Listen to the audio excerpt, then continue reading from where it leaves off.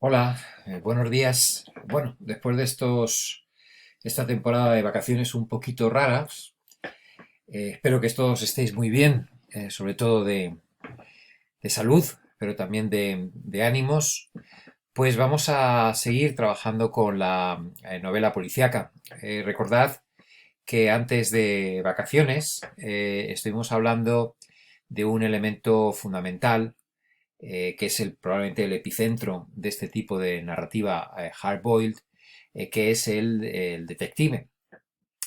Y estamos enumerando las características principales que tiene. En un principio, recordad que este detective nace en Estados Unidos. Yo tengo mi teoría de que es heredero directo del American Cowboy, del héroe de la novela western, de la novela del oeste. Y tiene al principio, cuando nace en Estados Unidos, tiene una serie de características que se podrían definir como muy norteamericanas, ¿no? Es un hombre tremendamente individualista, partidario de utilizar la violencia siempre que él lo estime oportuno y que desafía el status quo, el poder vigente, normalmente corrupto, siempre que se atreva este poder a intimidarle o tratar de condicionar sus actos.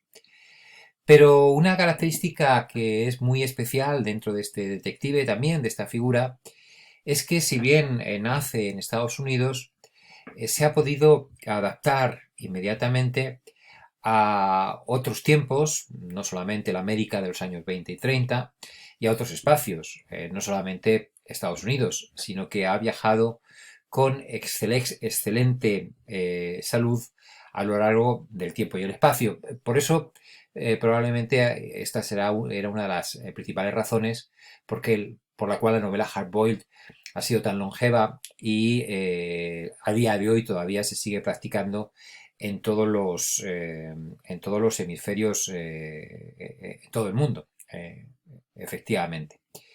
Bueno, esta característica, a esta cualidad, esta peculiaridad del detective es a lo que nos referimos cuando hablamos de que he is the Promethean hero.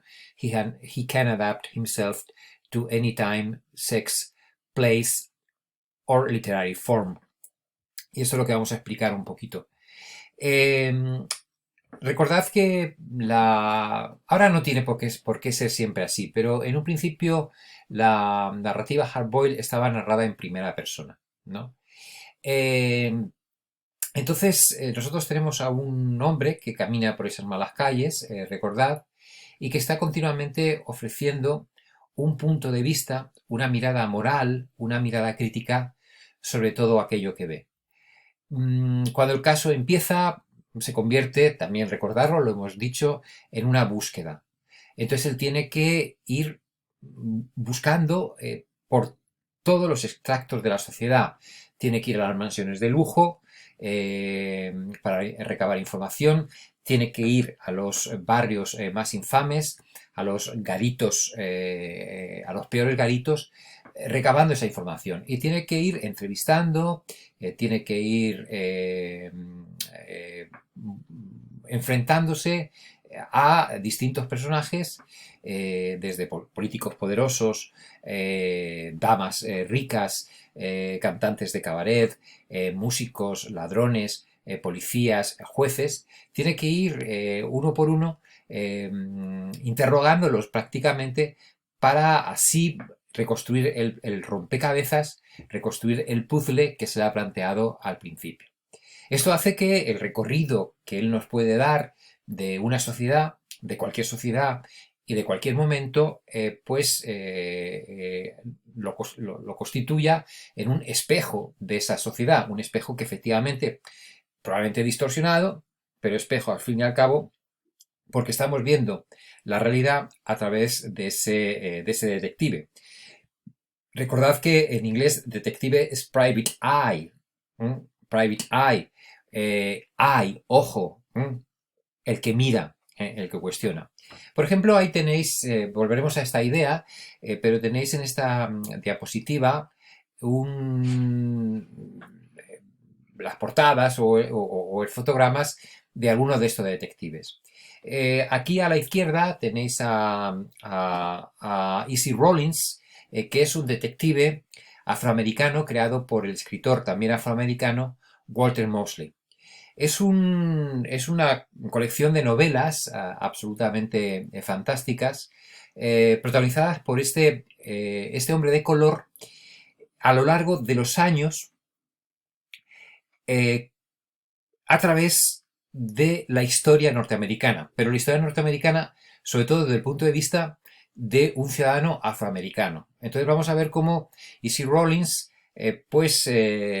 nace en las décadas de en los años 50, una América donde los hombres y las mujeres afroamericanas estaban totalmente marginados. Él tiene problemas muy graves para encontrar trabajo por el color de su piel y también, por supuesto, para ejercer de detective.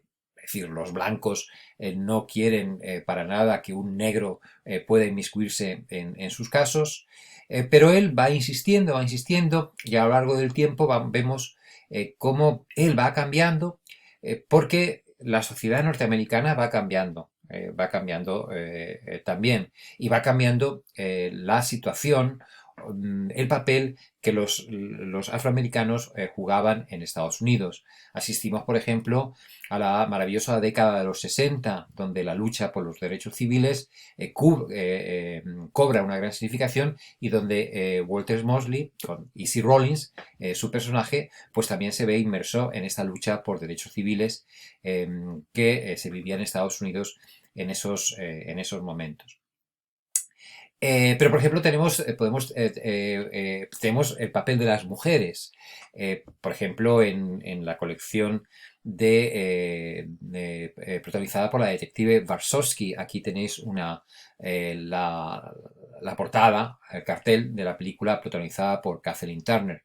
Warshawski es un detective hardboiled, pero que se da la circunstancia que es su mujer, que es una mujer. Por lo tanto, su papel en la sociedad y su visión de la sociedad también es distinta.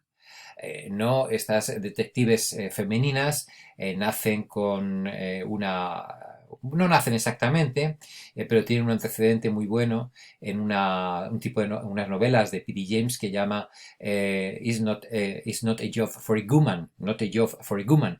Es decir, vamos a ver, ¿qué hace una mujer ejerciendo de detective privado cuando todos sabemos que ese es un trabajo principalmente para hombres? Pues no, claro, efectivamente tenemos una mujer que desafía las convenciones, que se enfrenta día a día a los prejuicios no solamente de los hombres que la rodean y a los que tiene que entrevistar, etcétera, etcétera, etcétera, sino también de su propia familia, que no comprenden cómo una niña a la que han intentado educar bien se dedique a un trabajo que no es apropiado para una mujer. Daos cuenta que ella en su oficina tiene las iniciales VI, porque no quiere que a priori los clientes antes de entrar en la oficina ya la desechen como detective precisamente porque es una mujer.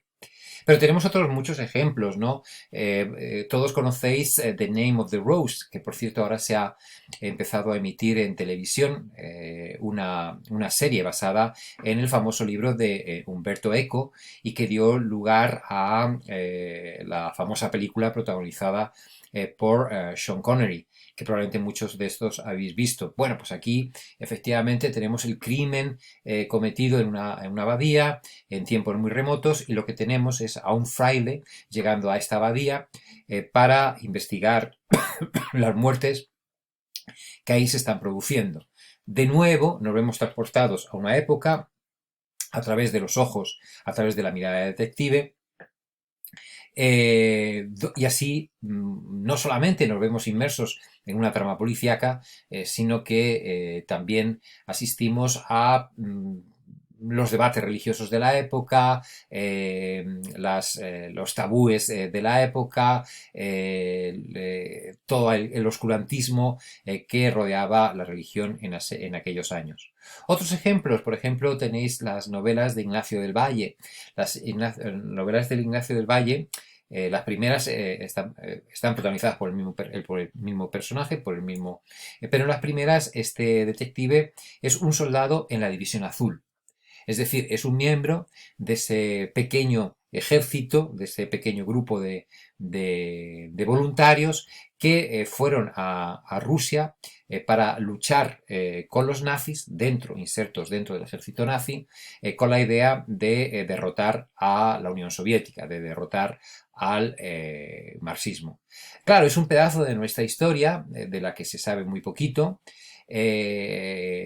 protagonizada por unos hombres de los que tampoco sabemos demasiado, pero esta novela, a través de un soldado que tiene que investigar unos crímenes que se producen dentro de la propia División Azul, pues tiene que nos habla de cómo era la vida en la División Azul, de cómo era pertenecer al ejército nazi en ese escenario totalmente helado de la Unión Soviética de la Segunda Guerra Mundial.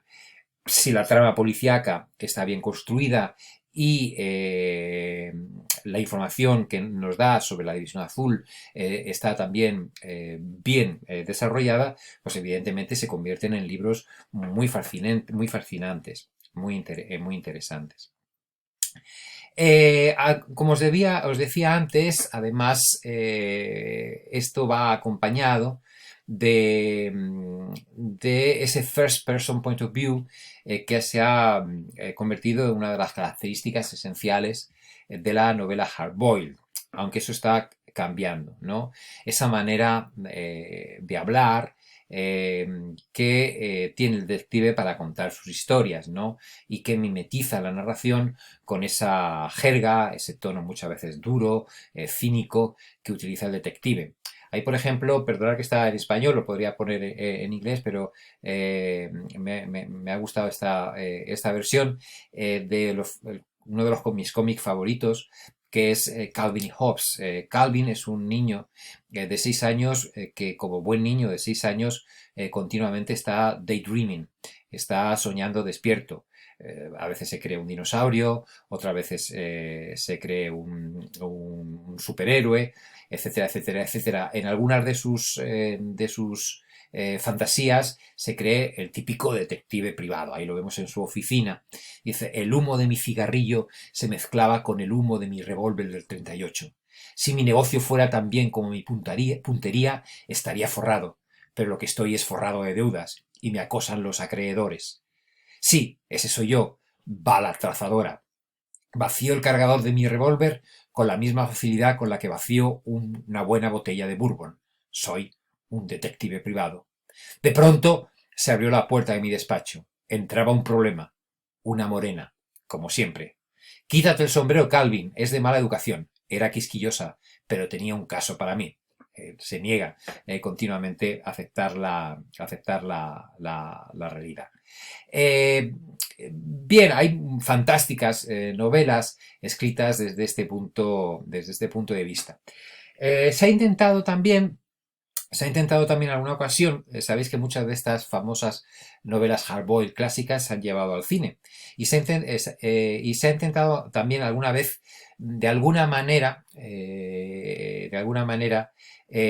pues imitar con la cámara este primer punto de vista. Si hubiésemos visto, que era mi intención que viésemos Devil in the Blue Dress, una película basada en la primera novela de Easy Rawlins, de Walter Mosley, Devil in the Blue Dress, veremos cómo ahí se intenta sobre todo, o se hace a través de la voz en off. La voz en off. La voz en off es la voz en off del detective, es la que se superimpone a las imágenes y nos está contando continuamente lo que pasa en pantalla. Ha habido algún caso más curioso. Vamos a ver si en el próximo vídeo os puedo poner un clip que muestra un poco este experimento cinematográfico que se hizo para tratar de imitar este first person point of view tan característico de Hardboiled. Lo dejamos aquí un momento y ahora continuamos.